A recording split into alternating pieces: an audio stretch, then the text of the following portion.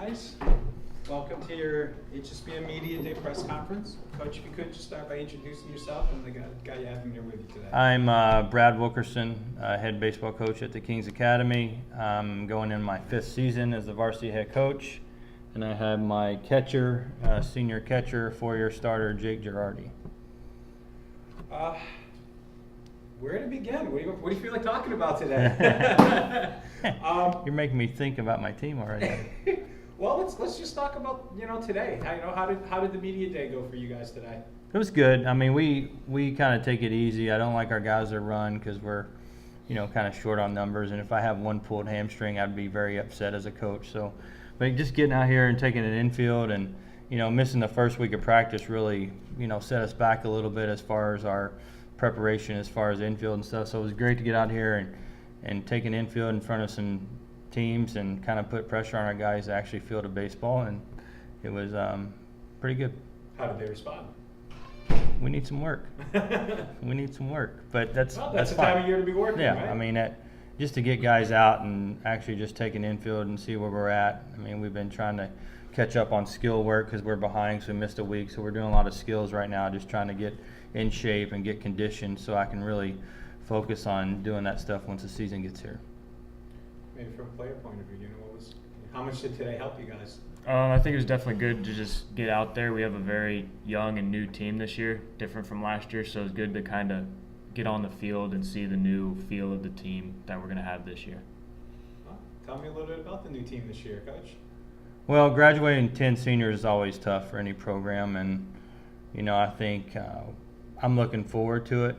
I'm looking forward to we've always had a pretty good senior class as far as numbers are concerned, but now we're youngsters and they need a lot of coaching, they need a lot of teaching, and I really enjoy doing that type of stuff. So it's going to get them on the field, and we're going to have to work on their fundamentals. I mean, we're going to have to go back to the basics with some of the kids so we can get them on the field and perform the way they're capable of performing. So I'm looking forward to that and just developing these kids and see these kids grow. Puts a little emphasis on yourself as one of the veterans, one of the leaders to kind of set that example, especially with so many younger guys. What's that been like for you to kind of have that role?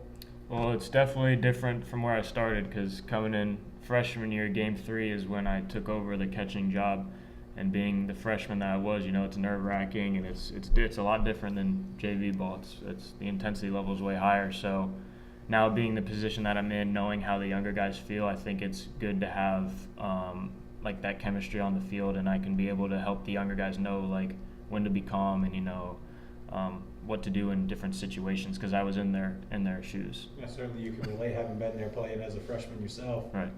Yeah, and I don't think our standards changed the program. I don't think our standards changed, but the way I had to coach these kids is definitely different.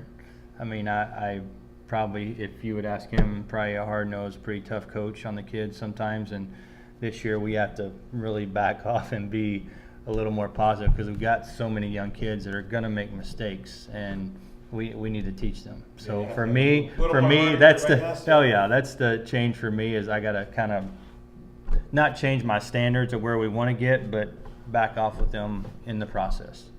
I mean, one of the really nice things about Kings Academy that I've always appreciated over the years of covering you guys is just the quality of the student athletes that you get in your team. They're really just great character, and it seemed like a great team to coach. I'm sure even with a younger group, I can only assume that's the case with the guys this year too. 100%. I mean, they're still learning. I mean, it's their time, whether they're ready or not. It's their time. It's just the way it is, and they need to get ready. And in the past, I've coached teams that are ready, and how we coach those kids is not going to be any different as far as, like I said, the standard we're going to set for these guys to get to, and we're going to push them to get there. Have you set any goals for the season? Is that something you're trying to not put that kind of pressure on them? Or well, certain things you want, hey, we got to at least get this year. I don't really have rules. I don't really have goals for our team personally. I want them to do it on their own, and I want them to have goals. I don't sit out every year, even year 1 or last year. I don't sit out and say, hey, let's win a state championship. My goal is you do your job. We do our job enough, we're going to be a good baseball team. and we always push every day to try to get them to do their job and control the controllables.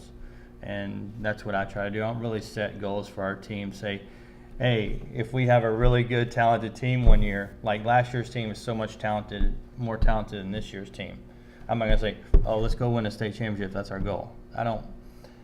The pressure to me of doing something like that is not, obviously inside they want to win, but I want them to go out there and do their job to the best of their ability, and that's my number one goal. What'd you guys do in the fall? Did you have a traditional fall season, or did you maybe do workouts? How did you use that time? We backed off a little bit this fall because we had a lot of younger kids that had a lot of time in JV last year. I mean, it was a good thing is we had a lot of JV kids move up to the varsity team this year. So we had a 19-game schedule last year in JV. So they had a lot of games, a lot of practices, a lot of throwing on the arms, all of them in weight training. Then they all played in the summer. So we kind of backed off, and the guys that didn't get the work were playing somewhere along the way. And we went to one tournament together this fall and kind of just basically train and try to get stronger because our young guys need to, agility, getting stronger so they can be ready for this season. How much did that help you guys now getting to this point? It's big because at Kings, what's awesome about it is the coaching staff and the trainers that you have at Kings. This year significantly because I've been with Brad for 5 years, but we've just taken on a new weight training coach as well, and he's kind of turned that program around. Football team made the state championship, and we're getting bigger, faster, stronger. And even though we might have younger guys, I think that we're going to be well conditioned this year. And I think if we do the little things right, that's a big thing we have to do this year. I think we can surprise some people. For example, just to give you an example, like Jake last year, he played summer ball and, he had a good year. He went in the summer ball and he was down to 170 pounds at the end of the summer. I'm like, he lost, would you lose 15, 20 pounds? And I said, your goal this offseason, you got to get to 190 and we got to maintain that. So he's going to school at North Greenville University in Greenville, South Carolina. And to catch at that level, he's going to have to maintain that weight so he can keep his strength. So he's done that. He's up to 190. He's staying at 190, and it's been awesome. It's always rewarding as a coach when you have things like that and you see the guys achieve. Well, when you can tell a kid to do something, and you can work with the kids, but like I tell them every day, what we do in between the lines and what we do at our school is not enough. I mean, you guys need to do stuff on your own. You got to eat more. You got to run more. You got to play catch more. You got to go hit on your own more. We can't get everything you need within a 2 or 3 hour practice. So you need to make sure outside these lines or outside the field, you're putting in the time just as much as you do on hitting and throwing. You put it in the weight room. You put it in your studies. You put it everywhere in your life. You got to put that time in if you want to be the best you can be. Talk about being, responding to that. It's nice to have challenges like that. Right.